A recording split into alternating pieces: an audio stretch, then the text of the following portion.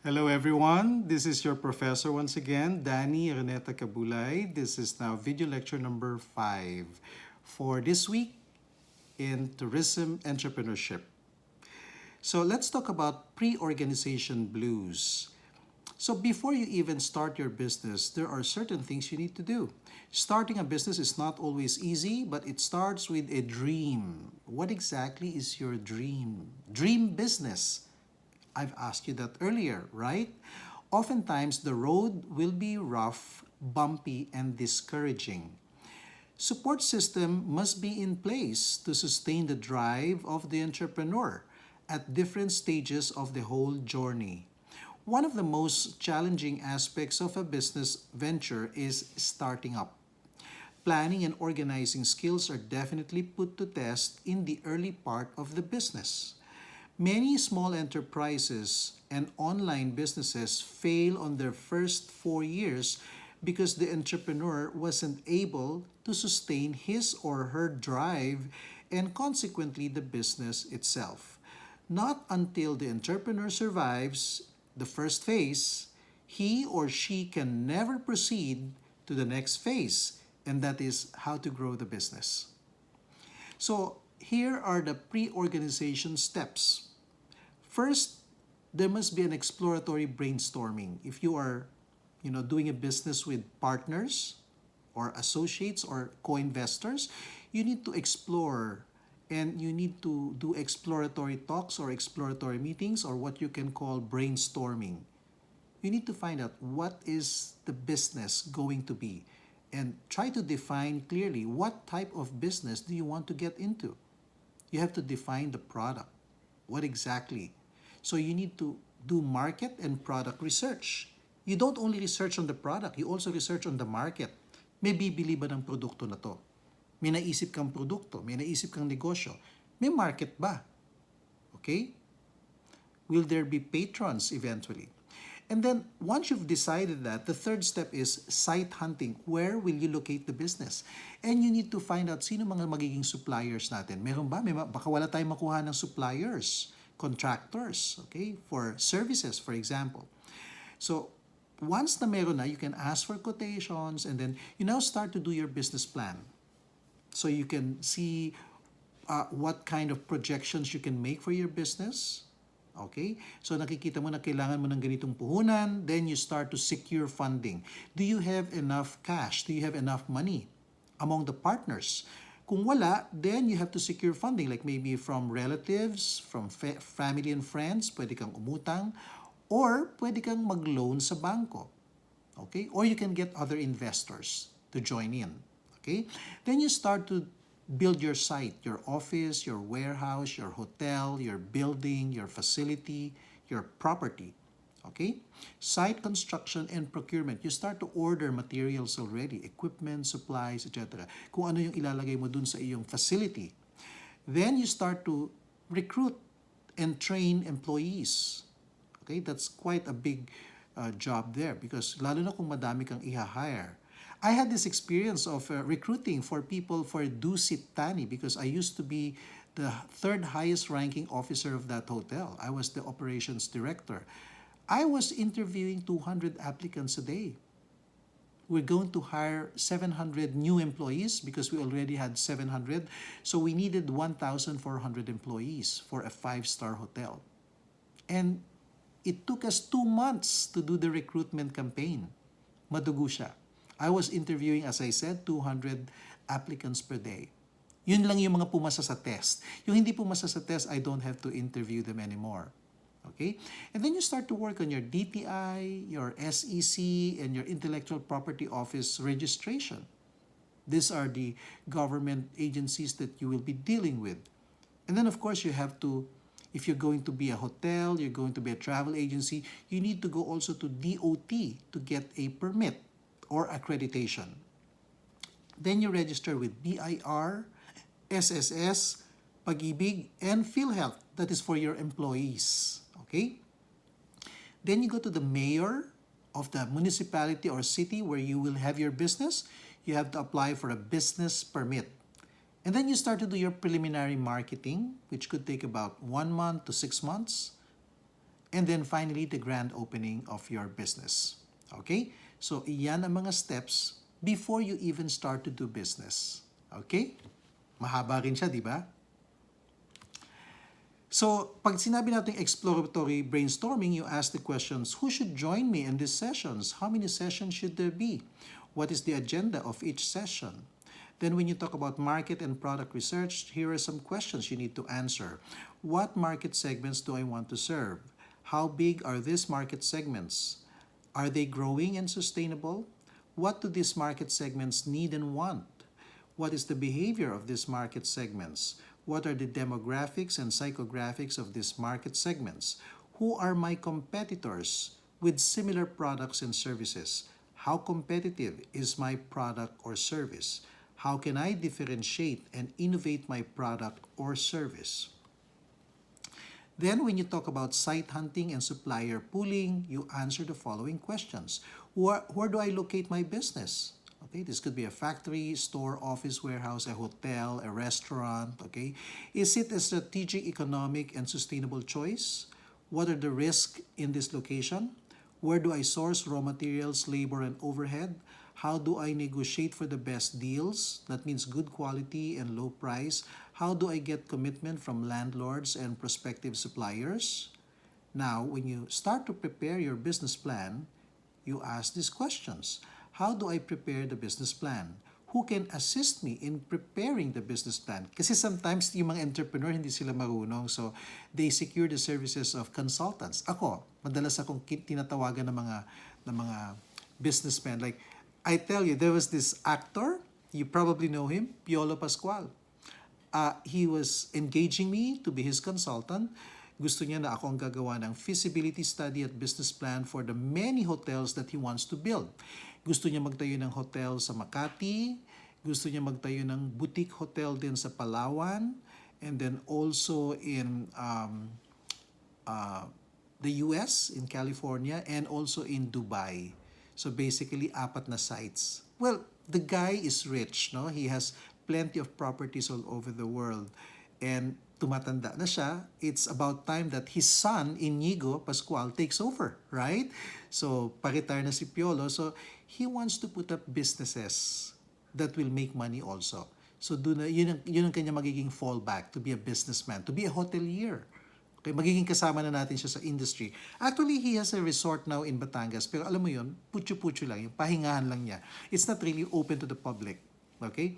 But, I will share with you the business plan that I did for him kasi hindi yun ang magiging business plan na gagawin namin. This is just a draft. So I'm sharing with you the initial draft. So that's perfectly okay. It's not confidential. So that's perfectly all right. So I can share it with you for study purposes only, for academic purposes. Okay? So, and then you ask the question, what is the coverage of the business plan? How can I use the business plan to seek investors and funding? Kasi kung minsan yung business plan, pwede mo i-present yan sa bangko o sa mga investors para lumaki yung puhunan mo. You can do fundraising, okay? How do I make an effective business proposal presentation? Okay? Now, when you talk about securing funding, you ask these questions. How much capital do I need to start the business? What's a sufficient buffer? What should it cover? Construction, furnitures, fixtures and equipment, inventories, working capital. How and where do I source funding of business? Do I go to a financier like a bank, or is it coming from my own pocket, my own savings? Okay? Where can I borrow money? Family and friends, financial institutions, suppliers, even pawn shops, magsasanla ka na ng ari-arian mo at mga alahas to raise money. Yes, that's possible. Okay? Now, when you talk about employee recruitment and training, these are the questions you need to ask. What kind of employees should I hire? How and where do I recruit good employees? How do I select the best fit employees? Take note, you don't hire the best employees. You hire the best fit employees. Okay? Bagay sa business mo. Okay? How do I train the selected new hires in terms of skills, knowledge, and attitudes? How do I assure loyalty, productivity, and passion among the new hires? What should their employment contracts entail? Ano bang nilalaman nun? Then when you talk about the DTI SEC IPO registration, you ask, how do I register with the Department of Trade and Industry or with the Securities and Exchange Commission?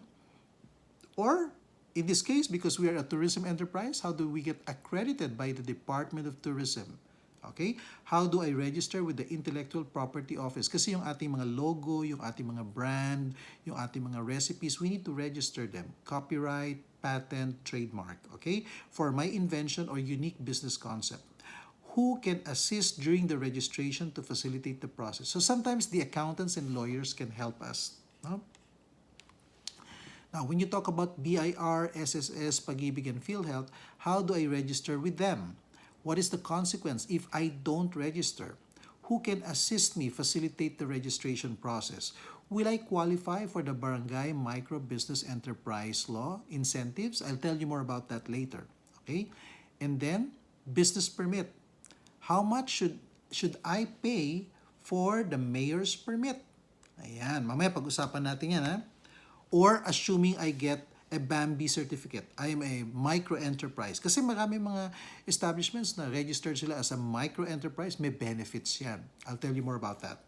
Then, when you talk about marketing, you ask two questions. What strategies will I implement to sell, advertise, and promote my products and services? And how do I maximize the social media platforms, okay, to communicate to my target market? So, you see, kapag tayo nagtatayo ng negosyo at malaki tayo, we're not being harassed much. But if you're small, chances are you will be harassed a lot. Who's going to harass you? What are the challenges of micro-enterprises? Ito yung mga negosyo na below 3 million ang kapital.